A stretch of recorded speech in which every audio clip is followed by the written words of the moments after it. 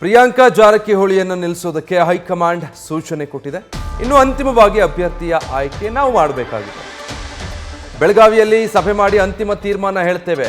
ಲೋಕೋಪಯೋಗಿ ಸಚಿವ ಸತೀಶ್ ಜಾರಕಿಹೊಳಿ ಈ ರೀತಿ ಪ್ರತಿಕ್ರಿಯಿಸಿದ್ದಾರೆ. ಚಿಕ್ಕೋಡಿಗೆ ಪ್ರಿಯಾಂಕಾ, ಬೆಳಗಾವಿಗೆ ಮೃಣಾಲ್ ಸ್ಪರ್ಧೆ ಬಗ್ಗೆ ಹೈಕಮಾಂಡ್ ಚರ್ಚೆ ಮಾಡಿದೆ.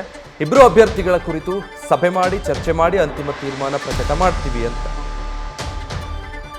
ಇನ್ನು ಈ ಕುರಿತು ಲೋಕೋಪಯೋಗಿ ಸಚಿವ ಸತೀಶ್ ಜಾರಕಿಹೊಳಿ ಅವರನ್ನು ನಮ್ಮ ಪ್ರತಿನಿಧಿ ಮಾತನಾಡಿಸಿದ್ದಾರೆ. ಶ್ರೀಕಾಂತ್ ಏನು ಹೇಳಿದ್ದಾರೆ ಸತೀಶ್ ಜಾರಕಿಹೊಳಿ ನೋಡಿ. ಲೋಕಸಮರಕ್ಕೆ ದಿನಾಂಕ ಫಿಕ್ಸ್ ಆಗಿರುವಂತದ್ದು. ಇನ್ನೇನಿದ್ರು ಅಭ್ಯರ್ಥಿಗಳ ಆಯ್ಕೆ ನಡಿಬೇಕಾಗಿದೆ. ಇದರ ಜೊತೆಗೆ ಏನಂತಂದ್ರೆ ಬೆಳಗಾವಿ ಹಾಗೂ ಚಿಕ್ಕೋಡಿ ಲೋಕಸಭಾ ಕ್ಷೇತ್ರದಿಂದ ಇಬ್ಬರು ಹೆಸರು ಆಯ್ಕೆ ಆಗಬೇಕಾಗಿದೆ. ಆ ಕುರಿತಂತೆ ಮಾತನಾಡಲಿಕ್ಕೆ ಇದೀಗ ನನ್ನ ಜೊತೆ ಏನಂತಂದ್ರೆ ಏನು ಲೋಕೋಪಯೋಗಿ ಸಚಿವರಾದಂಥ ಸತೀಶ್ ಜಾರಕಿಹೊಳಿ ಅವರಿದ್ದಾರೆ. ಅವರನ್ನ ಮಾತಾಡಿಸುವಂತ ಪ್ರಯತ್ನ ಮಾಡ್ತೀನಿ. ಸರ್, ಈಗ ಇವತ್ತು ದಿನಾಂಕ ಫಿಕ್ಸ್ ನಿಗದಿ ಆಯಿತು. ಇನ್ನೂ ತಮ್ಮ ಅಭ್ಯರ್ಥಿಗಳು ಚಿಕ್ಕೋಡಿ ಮತ್ತು ಬೆಳಗಾವಿ ಇನ್ನೂ ಆಗಿಲ್ಲ.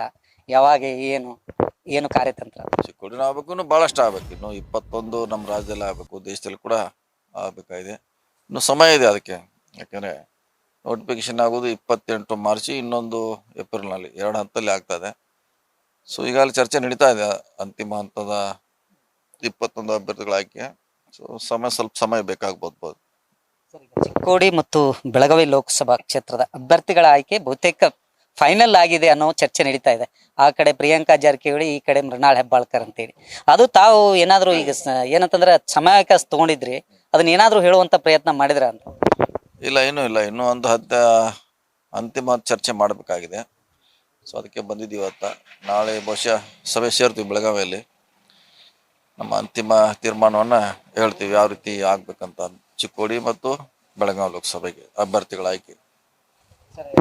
ಈಗ ಬಹುತೇಕ ಏನಂತಂದ್ರೆ ಎಲ್ಲರೂ ಹೇಳುವಂಥದ್ದು ಏನಂತಂದ್ರೆ ಪ್ರಿಯಾಂಕಾ ಜಾರಕಿಹೊಳಿ ಚಿಕ್ಕೋಡಿ ಲೋಕಸಭಾ ಕ್ಷೇತ್ರದಿಂದ ಸ್ಪರ್ಧೆ ಮಾಡ್ತಾರೆ, ಅವರೇ ಫಿಕ್ಸು ಅನ್ನೋ ಒಂದು ವಿಚಾರ ನಿಮ್ಮ ಮುಖಂಡರಲ್ಲಿ ಹೇಳ್ತಾ ಇರುವಂಥದ್ದು. ಅದು ನಿಜಾನ? ಆ ರೀತಿ ನಿಲ್ಬೇಕಂತ ಹೈಕಮಾಂಡ್ ಸೂಚನೆ ಮಾಡಿದೆ. ಆದರೆ ಇನ್ನೂ ಅಂತಿಮವಾಗಿ ಅಭ್ಯರ್ಥಿಗಳಾಗಿ ನಾವು ಮಾಡಬೇಕಾಗಿದೆ. ಯಾಕೆ ಸ್ಥಳೀಯ ಮುಖಂಡರು ಅದಕ್ಕೆ ಚುನಾವಣೆ ಮಾಡೋರು ಭಾಳ ಮುಖ್ಯ.